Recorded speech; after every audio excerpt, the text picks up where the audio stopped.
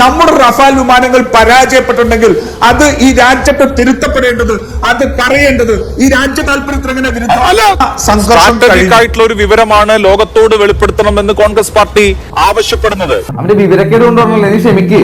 ഇപ്പോ ഇന്ത്യയുടെ ഫൈറ്റർ ജെറ്റുകൾ എത്ര എണ്ണം പാകിസ്ഥാൻ ഡൗൺ ചെയ്തു എന്ന് ലോകത്തോട് പറയേണ്ട സാഹചര്യം എന്താണ്? എനിക്ക് മനസ്സിലായില്ല. രാജു നായർ, ഇത് ഇന്ത്യയുടെ ആയുധ കേപ്പബിലിറ്റി മതിയായതാണോ എന്നുള്ളത് പൊതു ചർച്ച നടത്തിയാണോ തീരുമാനിക്കുന്നത്? അത് ഉത്തരം പറ. അത് പറങ്ങട്.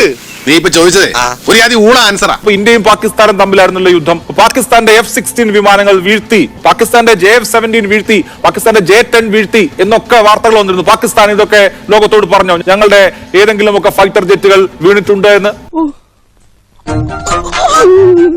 അപ്പോ അവരുടെ കണക്കനുസരിച്ചാണെങ്കിൽ അവരുടെ രാജ്യത്തിന്റെ ഈ പറഞ്ഞ ആയുധപരമായ ശേഷി ചോദ്യം ചെയ്യപ്പെടുമല്ലോ. അങ്ങനെ ഒരു ചർച്ച പാകിസ്ഥാനിലെ പ്രതിപക്ഷ നേതാക്കളോ അല്ലെങ്കിൽ പാകിസ്ഥാനിലെ ഏതെങ്കിലും രാഷ്ട്രീയ കക്ഷികളോ പോട്ടെ ഇമ്രാൻഖാന്റെ പാർട്ടിയെങ്കിലും ഉയർത്തിയോ? ഇല്ലല്ലോ.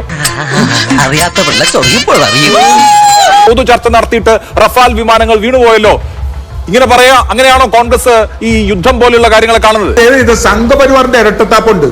പാകിസ്ഥാനിലെ ഏതെങ്കിലും MP അവിടുത്തെ സംഘപരിവാറല്ലോ ഇന്ത്യയും പാകിസ്ഥാനും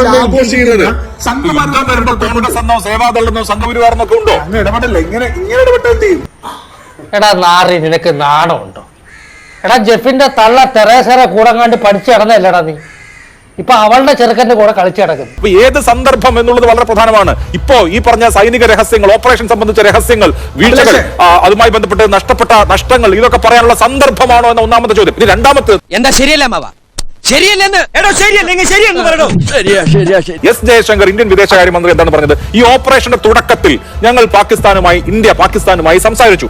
ഞങ്ങൾ ഭീകരവാദികളെയാണ് ലക്ഷ്യം വെക്കുന്നത്, ഞങ്ങൾ അവിടുത്തെ ഭീകരവാദികളുടെ ഹൈഡൌട്ടുകളാണ് ആക്രമിക്കുന്നത്, ഒരു മിലിറ്ററി ടാർഗറ്റും ഞങ്ങൾക്കില്ല. അതായത് ഞങ്ങൾ പാകിസ്ഥാൻ മിലിറ്ററിയെയോ പാകിസ്ഥാൻ ദേശരാഷ്ട്രത്തെയോ അല്ല, പാകിസ്ഥാൻ രാഷ്ട്രത്തിനകത്തുള്ള ഭീകരരുടെ കേന്ദ്രങ്ങളെയാണ് ലക്ഷ്യം വെക്കുന്നത് എന്ന് പാകിസ്ഥാനുമായി കമ്മ്യൂണിക്കേറ്റ് ചെയ്തു എന്നാണ് ഇന്ത്യൻ വിദേശകാര്യമന്ത്രി പറഞ്ഞത്. 100% ഞാൻ യോജിക്കുന്നു. അതെന്തായിരുന്നു എന്ന് പിന്നീട് വിദേശകാര്യ മന്ത്രാലയം വളരെ വ്യക്തമായി പറഞ്ഞു. ഇന്ത്യ പാകിസ്ഥാൻ DGMO തലചർച്ച, director general of military operation, രണ്ട് രാജ്യങ്ങളുടെയും DGMOമാർ ചർച്ച നടത്തുന്ന സമയത്ത് ഇതാണ് ഞങ്ങൾ ചെയ്തത് എന്ന് ഇന്ത്യ പാകിസ്ഥാനോട് പറഞ്ഞത് ഒരു സ്വാഭാവിക നടപടിക്രമമാണ്. ഇതിനെ വെച്ച് ഇന്ത്യൻ വിദേശകാര്യമന്ത്രി പാകിസ്ഥാന് ഇന്ത്യ ആക്രമിക്കുന്ന കാര്യം ചോർത്തിക്കൊടുത്തു എന്നൊക്കെ പറയണമെങ്കിൽ എന്തുമാത്രം അപക്വമായ നിലപാടായിരിക്കണം ശ്രീ രാജു പിന്നാർ. നമ്മളൊരു നാഷണൽ ക്രൈസിസിൽ നിൽക്കുമ്പോൾ ഈ സന്ദർഭത്തിൽ ഇത്രയും ഇമ്മച്ചുറായ നിലപാട് ഈ രാജ്യം ഏറ്റവും കൂടുതൽ കാലം ഭരിച്ച കോൺഗ്രസ് പാർട്ടി എടുക്കുന്നത് അത്ഭുതകരമാണ്, അത്ഭുതകരം. നീ എവിടെ പരിപാടി അവതരിപ്പിച്ചാലും ഇത് തന്നെയാണല്ലോ അതിന്റെ വിധി.